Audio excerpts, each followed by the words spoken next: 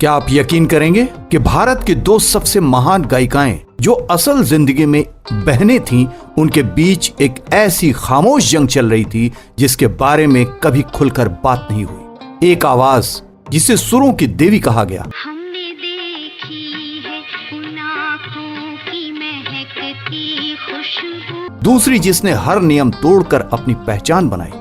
मांग के साथ तुम्हारा मैंने मांग लिया संसार। लेकिन सवाल ये है, क्या ये सिर्फ अलग अलग रास्ते थे या सच में एक पावरफुल स्ट्रगल? आज हम खोलेंगे वो राज जो बरसों से छुपा हुआ है। छुप गए सारे नजारे, ओए क्या बात हो गई, तूने की है दिल की कहानी। एक ही घर, एक ही पिता, एक ही गुरु, फिर भी दोनों की किस्मत इतनी अलग क्यों थी?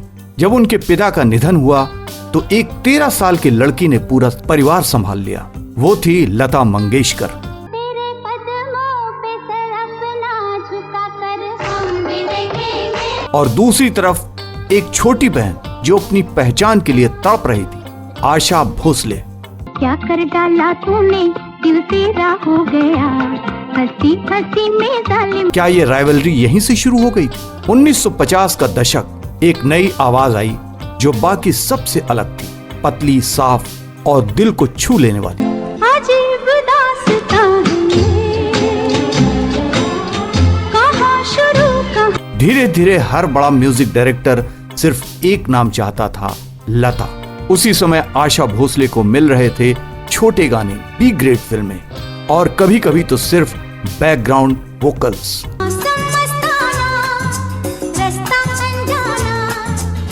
लेकिन यहीं पर उन्होंने एक ऐसा फैसला लिया जिसने पूरी इंडस्ट्री बदल दी। उन्होंने हर तरह का गाना गाना शुरू कर दिया, कैबरे, क्लब, वेस्टर्न, गजल। जो लता नहीं गा रही थी, आशा ने उसे अपनी ताकत बना लिया। तन्हा तन्हा यहाँ पे जीना ये कोई बात है, उड़े जब जब जुल्फें तेरी, उड़े जब जब जुल्फें तेरी। अब सवाल, क्या ये सिर्फ कोइंसिडेंस था या फिर इंडस्ट्री में एक इनविजिबल कंट्रोल था? कई लोग कहते हैं कि उस समय लता मंगेशकर का इतना इन्फ्लुएंस था कि प्रोड्यूसर्स और कंपोजर्स दूसरों को मौका देने से डरते थे। पंछी बनूं उड़ते फिरूं मस्त गगन में, आज मैं आजाद हूँ दुनिया के। फिर एंट्री होती है एक ऐसे म्यूजिक डायरेक्टर की जिसने नियम तोड़ दिए, ओपी नैयर। उन्होंने साफ कहा, मैं लता के साथ काम नहीं करूंगा, और चुना आशा भोसले को। आगे भी जाने न तू, पीछे। आशा और ओपी नैयर के बीच नजदीकियां इतनी गहरी थीं कि इस बात का पता इससे भी चलता है कि आशा उस समय ओपी नैयर जी के साथ लिविंग रिलेशन में रहने लगी थी। लता मंगेशकर आशा के इस फैसले से बेहद नाराज हुई और लता की नाराजगी दूरियों में बदल गई और यहीं से खेल बदल गया। आशा को पहली बार मिला अपना स्टाइल, अपनी पहचान। ये लड़का है अल्लाह कैसा है दीवाना, कितना। अब मैदान में दो खिलाड़ी थे, एक जो परफेक्शन की मिसाल थी, आजा सनम मधुर चांदनी में हम तुम मिले तो वीरानी में भी आ जाए। दूसरी जो एक्सपेरिमेंटेशन की रानी थी। तू अब तो आजा। हर फिल्म, हर गाना एक कंपटीशन जैसा बन गया। फिर आया वो दौर जिसने सब कुछ बदल दिया, आर.डी. बर्मन। साल 1966 में जब आर.डी. बर्मन ने तीसरी मंजिल के लिए आशा भोसले से गाना गवाए और वो सभी गाने बहुत हिट साबित हुए, आजा आजा देखो प्यार तेरा। आर.डी. बर्मन ने संगीत को नए रूप में संजोया था जिसको लोगों ने बहुत पसंद किया था। आर.डी. बर्मन की इस कामयाबी से आशा अब आर.डी. बर्मन को महत्व देने लगी थी। आर.डी. बर्मन ने हिंदी सिनेमा के संगीत को एक नए रूप में ढाल दिया था। लेकर हम दीवाना दिल फिरते हैं। आशा और आर.डी. बर्मन की जोड़ी सिनेमा में खूब धूम मचा रही। एक साथ काम कर रहे थे। आर.डी. बर्मन और आशा के बीच मोहब्बत की चिंगारी भी लग चुकी थी।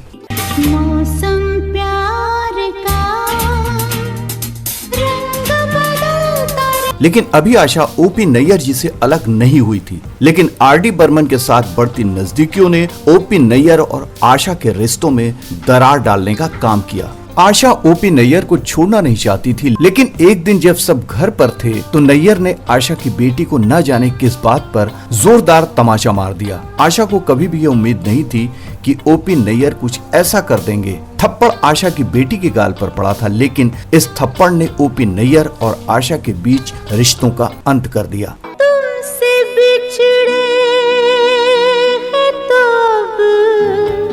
ओपी नैयर साहब और आशा से रिश्ता खत्म होने के बाद आशा पूरी तरह से आर.डी. बर्मन के लिए गाना गाने लगी। आर.डी. बर्मन संगीत के क्षेत्र में आसमान की ऊंचाइयों को छू रहे थे और इन्हीं सब के बीच इन दोनों के बीच नजदीकियां बढ़ गईं। आर.डी. बर्मन आशा को दिल ही दिल में बहुत प्यार करने लगे थे। जिंदगी ने दी हवा थोड़ा सा धुआं उठा और लेकिन वो अपने प्यार का इजहार नहीं कर पा रहे थे। तो ऐसे में आर.डी. बर्मन आशा को गुमनाम तरीके से आशा के घर रोज गुलाब का गुलदस्ता भिजवाने लगे और जब इस गुलदस्ते का राज खुला तो आर.डी. बर्मन ने आशा के सामने शादी का प्रस्ताव रख दिया।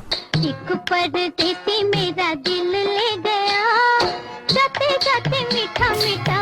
लेकिन 7 साल गुजर जाने के बाद आशा को आर.डी. बर्मन पर भरोसा हुआ, जिसके बाद साल 1980 में आशा और आर.डी. बर्मन ने शादी कर ली। उनके साथ आशा भोसले ने वो किया जो पहले कभी नहीं हुआ था। Bold music, new sounds, global influence, और यहीं आशा सिर्फ दूसरी बहन नहीं रही, वो बन गई एक लीजेंड। कितने भी तू कर ले सितम, हंस हंस के सहेंगे हम।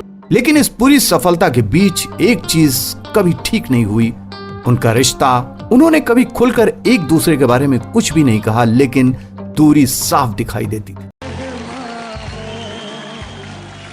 मैं भारत रत्न के लिए क्या बोल सकती हूँ। वो भारत रत्न है, वो इस दुनिया का रत्न है। वो इतनी बड़ी है कि उसके सामने कुछ कह नहीं सकते। वैसे मैं गाना गा रही थी लेकिन दीदी आई नहीं थी। वो हमेशा मेरा गाना नहीं सुनती है, इससे मेरा बड़ा दुख है। वैसे मैं गाना गा रही थी लेकिन दीदी आई नहीं थी। वो हमेशा मेरा गाना नहीं सुनती है, इससे मेरा बड़ा दुख है।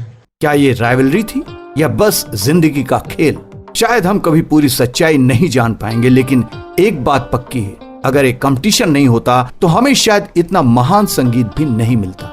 एक ने हमें परफेक्शन दिया, दूसरी ने हमें फ्रीडम दिया, और दोनों ने मिलकर भारतीय संगीत को अमर बना दिया। ये दिल तुम बिन कहीं लगता नहीं हम। अगर आप भी मानते हैं कि यह सिर्फ राइवलरी नहीं बल्कि हिस्ट्री थी, तो इस वीडियो को लाइक करें और कमेंट में बताएं आपकी पसंद कौन, आशा या लता।